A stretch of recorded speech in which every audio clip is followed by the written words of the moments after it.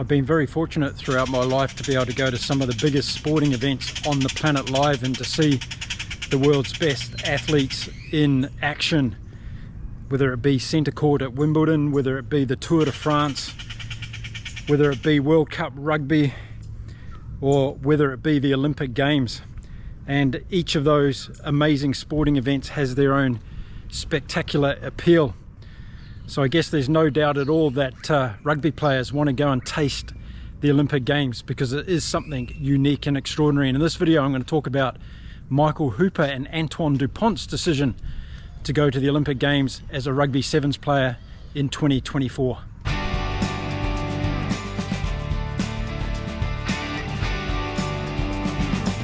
G'day and welcome to Inside Rugby. If you haven't been here before, my name is Mark. I'm a Kiwi rugby fan living in beautiful Cancun in Mexico, and I love making videos about rugby and all the news that's going on across the rugby world. And in today's video I'm going to talk about the announcement that's happened this week with Antoine Dupont and Michael Hooper from Australia deciding they want to go to the Olympic Games next year in Paris and play in their respective rugby sevens teams. So that's going to be a very interesting proposition indeed. Now I'm sure that these two are not going to be the only ones that end up going to play for their respective countries in Paris next year in the Olympic Games in the rugby sevens. I'm sure we're going to see quite a few players from the Rugby World Cup this year representing their nations at the Olympics next year, because why wouldn't you if you had the opportunity? It was quite interesting to read the news out of Australia this week when Michael Hooper made the decision to try and get into the Australian rugby sevens team, and he asked a few prominent players across the world what they thought of the decision to go and do that. And in particular, one player was Sonny Bill Williams from New Zealand, the famous All Black. And Sonny Bill Williams said in no uncertain terms, don't do it. But Hooper obviously didn't take his advice, and he's decided that he wants to go and play in the Olympic Games rugby sevens representing Australia next year. And who can blame him for wanting to do that? The Olympic Games is one of the most spectacular sporting events on the planet for athletes of any sport. And getting there and experiencing the vibe of the Olympics is something very, very unique and special, and not many people get to do that in their lifetime. So good on Michael Hooper. I say it's going to be very, very interesting to see how he transitions into the sevens game, and that's why I wanted to make the video today, because I wanted to hear your thoughts on this. Do you think people like Hooper and Dupont are going to be able to make the transition across to rugby sevens? Now, looking at Antoine Dupont, of course he had that terrible Rugby World Cup which resulted in him getting that broken cheekbone during the Rugby World Cup, and of course getting beaten by South Africa as well in the quarterfinals. So it wasn't a great tournament for Dupont, and I'm sure he's looking ahead and wanting to come out on top, wanting to come out a winner, and he sees an opportunity here to play in front of his home crowd again in one of the most spectacular sporting events on the planet. So you can't blame Antoine Dupont. I think he's going to be an outstanding sevens player. I think he's got the speed, the agility, he's got that fantastic little kicking game as well, where he can do little chips over the top and recollect the ball again. I think he's going to be absolutely fantastic as a sevens player. But I am going to be very interested to see Michael Hooper and others who decide that they want to play sevens and go to. Don has already said that he's not going to play in the Six Nations next year. He's going to focus on the Olympic Games and playing rugby sevens.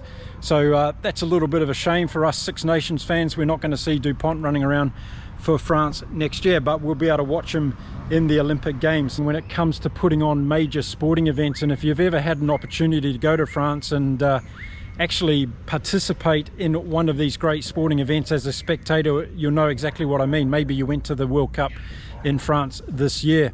I've been fortunate enough to go to the Tour de France in my time a few times, and it's just an absolutely fantastic event. The way the crowd, which is made up of spectators from across the world of course, come together in France for the duration of that race is something really, really spectacular.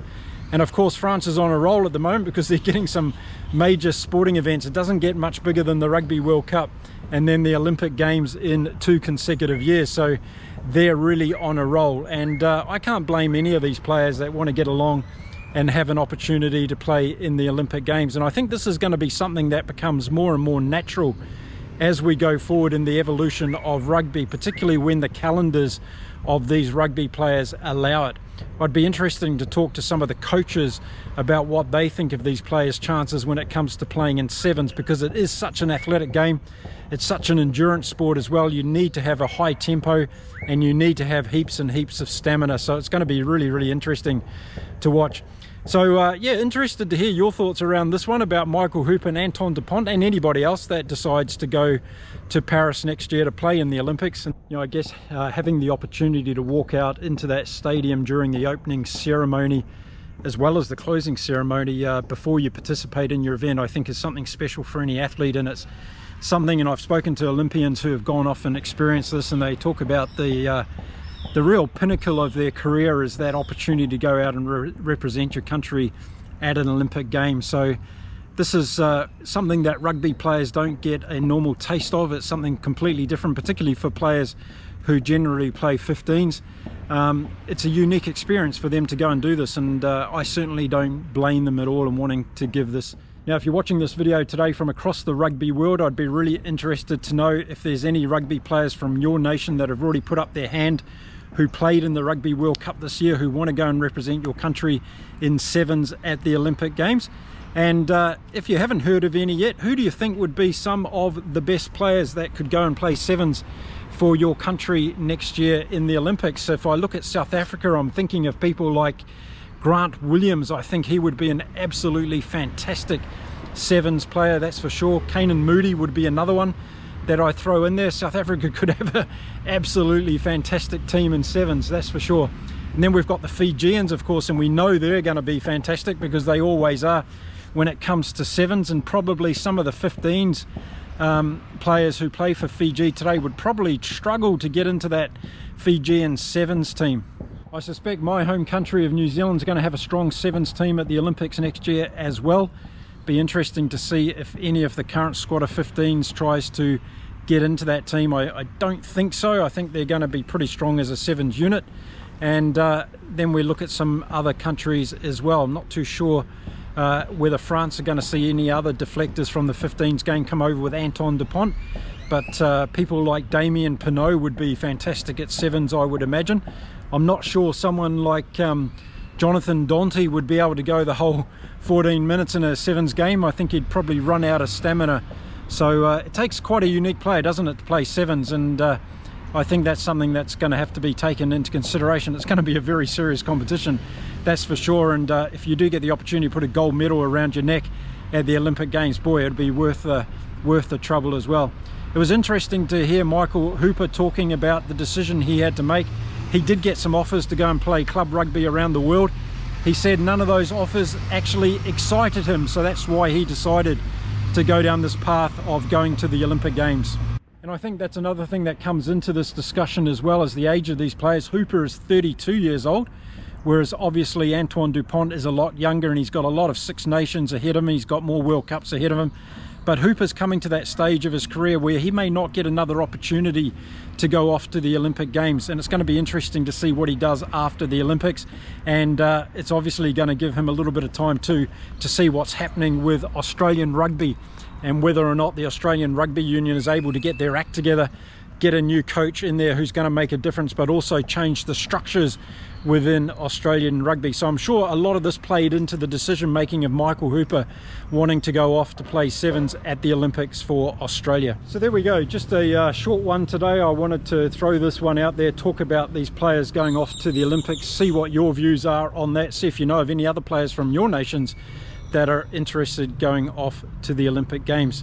Now, before I close my video today, I just want to let you know that I've got another YouTube channel going. It's called Sports World with Mark. It's a channel that I'm building to talk about all the other sports other than rugby that I'm very, very passionate about, giving my reviews, opinions, and analysis of different sports around the world. So if you're a sports fan like me, not just with rugby, and you want to check out that channel, I've put the link in the description of this video, so you can click on the link and head on over there and see some of the videos I've already made. I've just started the channel, so there's not too much there at the moment, but there might be something there that interests you from the world of sports. So thank you very much for supporting that channel if you decide to do so. Now, I'm going to be back here again with some more rugby videos very soon, and keeping you up to date with what's going on in the world of rugby. Plenty of news out there for us to cover. and plenty of interviews coming along as well with a couple of really interesting people I've got coming on the show. So stick around for that, and the best way to do that is hit the subscribe button, give this video a thumbs up, and tell all your mates there's a crazy Kiwi rugby fan in Cancun making all these videos on YouTube. Okay, stay well everyone, take care of yourselves. I'll be back again soon with another video. Until then, adios from Cancun. Bye for now.